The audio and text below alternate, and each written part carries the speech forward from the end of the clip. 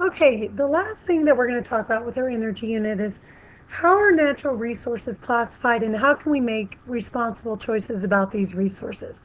Because these natural resources are what we transfer chemical to electrical and kinetic energy. So these resources are where we get our energy to be transferred from.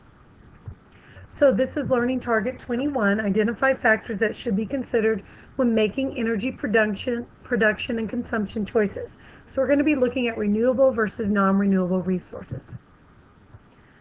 Okay, non-renewable resources are resources we're going to run out of. These are our fossil fuels, our coal, oil, and natural gas. Remember, these fossil fuels were formed millions of years ago from dead plant material that has been buried and compacted.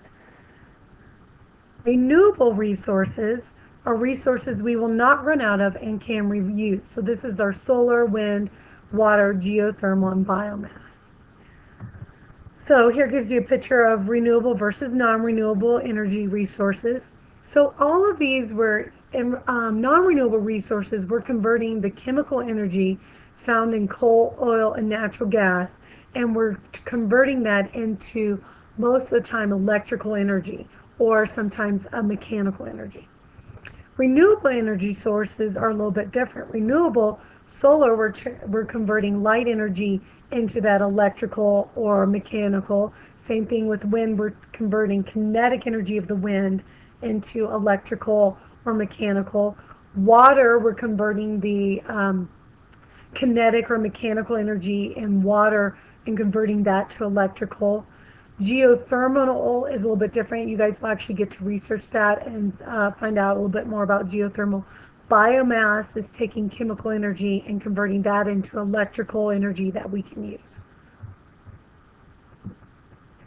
Okay, so when we talk about responsible choices, we want to, as an economy, switch to renewable resources because there are really good advantages to renewable resources.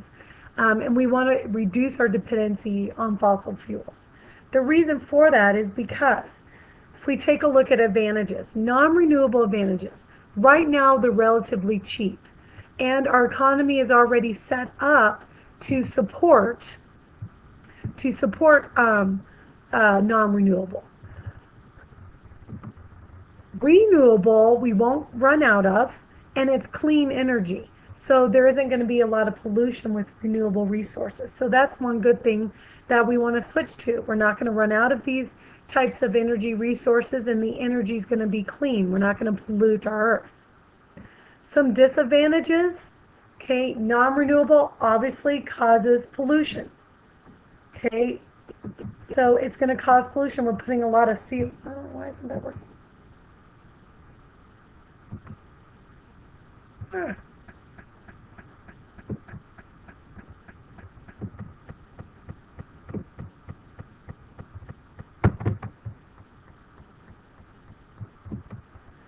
Okay, again, I'm sorry about the pause. Non-renewable resources cause pollution and we're going to run out of them. It takes millions of years to form non-renewable resources. A lot of these non-renewable resources that we're using today formed over 100 million years ago. So it takes that long for them to form. So we don't want to wait that long. We're going to run out of them before they form again. Renewable, right now, the reason why we haven't completely switched to renewable is right now it's pretty expensive to do that. Our economy is starting to use more renewables, so it's starting to get more set up for that. But until our economy reduces our dependency on non-renewable, then it's still going to be relatively expensive.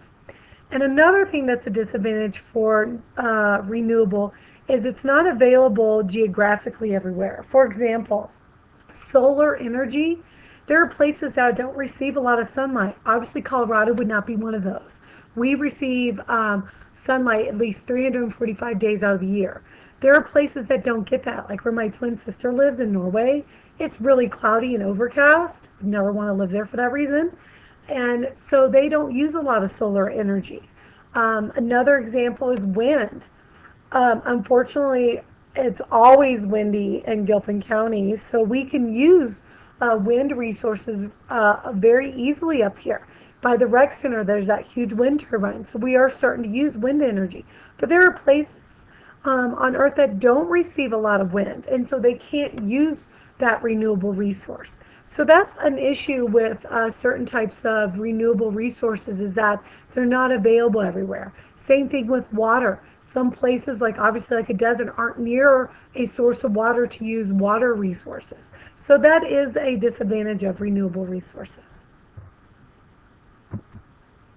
Okay, so hopefully after this set of notes, you should be able to identify the differences between renewable and non-renewable resources. You are going to get a lot more practice with the specific types of renewable resources. So you should be able to make, that's my dog. So you should be able to make good choices when it comes to energy production and consumption.